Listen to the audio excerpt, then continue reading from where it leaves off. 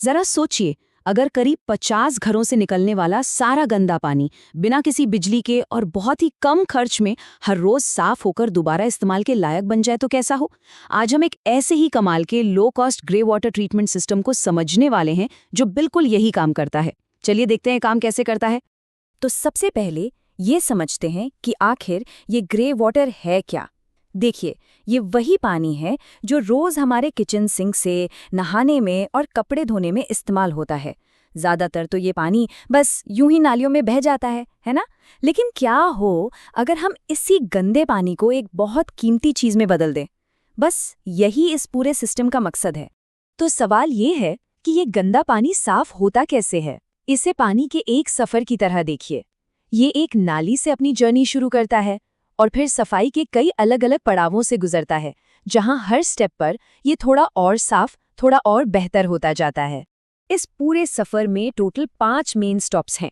Screen chamber से शुरुआत होती है, फिर पानी सेटलिंग टैंक में जाता है, उसके बाद एनारोबिक चेंबर, फिर फिल्टर चेंबर और आखिर में कलेक्शन टैंक तक पहुंचता है। चलिए एक एक करके इन सभी पड़ावों को देखते हैं कि वहां पानी के साथ होता क्या है।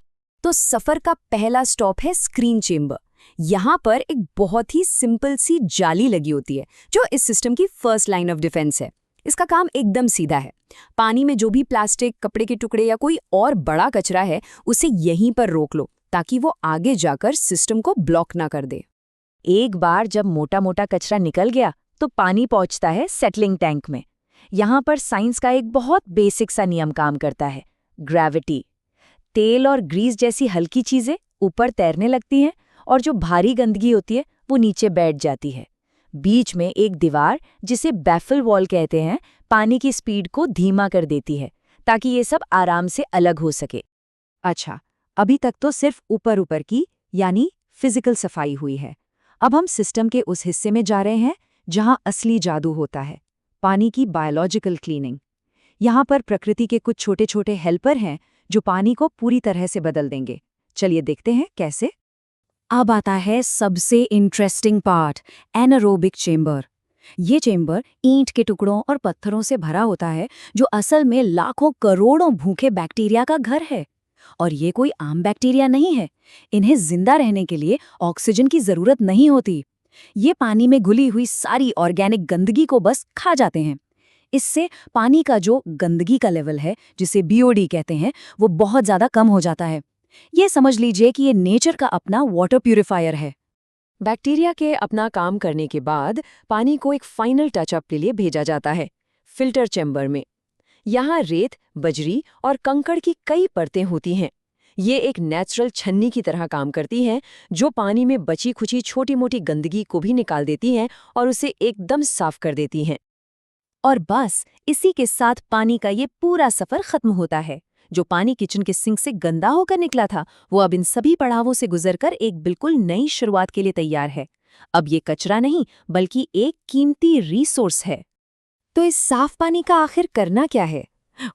इसे खेतों में सिंचाई के लिए इस्तेमाल किया जा सकता है, घर के बगीचे को हरा भरा रखने के लिए, या फिर रोजमर्रा के काम जैसे गाड़ी धोने या आंगन साफ करने में भी ये पानी बचाने का एक बहुत ही शानदार और प्रैक्टिकल तरीका है।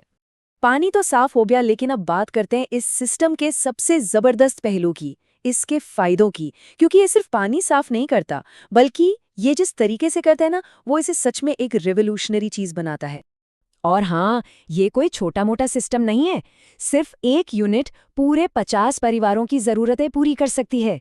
जरा सोचिए, ये एक पूरे छोटे से समुदाय को पानी के मामले में आत्मनिर्भर और स्वच्छ बनाने की ताकत रखता है। और अब वो नंबर जिसका शायद सबको इंतजार था, इसकी कीमत। यकीन मानिए, 50 परिवारों के लिए इस पूरे सिस्टम को बनाने का खर्च आता है सिर्फ लगभग 50,000 रुपए। ये चीज इसे छोटे समुदायों और खासकर ग्रामीण इलाकों के लिए एक असली गेम चेंजर बना देती है। इस डिजाइन की सबसे खूबसूरत बात पता है क्या है? इसकी सादगी। ये पूरा का पूरा सिस्टम सिर्फ और सिर्फ ग्रेविटी यानी गुरुत्वाकर्षण पर चलता है। पानी अपने आप ढलान की वजह से एक चेंबर से दूसरे में बहता है। कोई मोटर नहीं, कोई पंप नहीं, मतलब कोई झंझट ही नहीं। और जाहिर है, जब कोई मोटर या पंप ही नहीं है तो बिजली की भी कोई जरूरत नहीं। सोच कर देखिए, इसका मतलब है जीरो रनिंग कॉस्ट, ये उन दूर दराज के इलाकों में भी काम कर सकता है जहां शायद बिजली पहुंची ही ना हो। एक बेहतरीन डिजाइन, बहुत कम लागत और ज़ीरो बिजली। लेकिन एक सवाल मन में आ सकता है कि क्या इसका मेंटेनेंस मुश्किल है? तो अच्छी खबर ये है कि इसका रखरखाव भी इसके डिज़ाइन जितना ही आसान है। इसका मेंटेनेंस बहुत ही सीधा साधा है।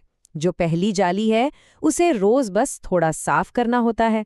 सेटलिंग टैंक की सफाई हर 2-3 महीने में एक बार करनी पड़ती है और फिल्टर में जो रेत बजरी है उसे भी बस समय समय पर साफ करना होता है। बस इतना ही। तो कुल मिलाकर बात यह है कि ये सिस्टम बहुत ही कम लागत पर एक बेहद असरदार ट्रीटमेंट देता है।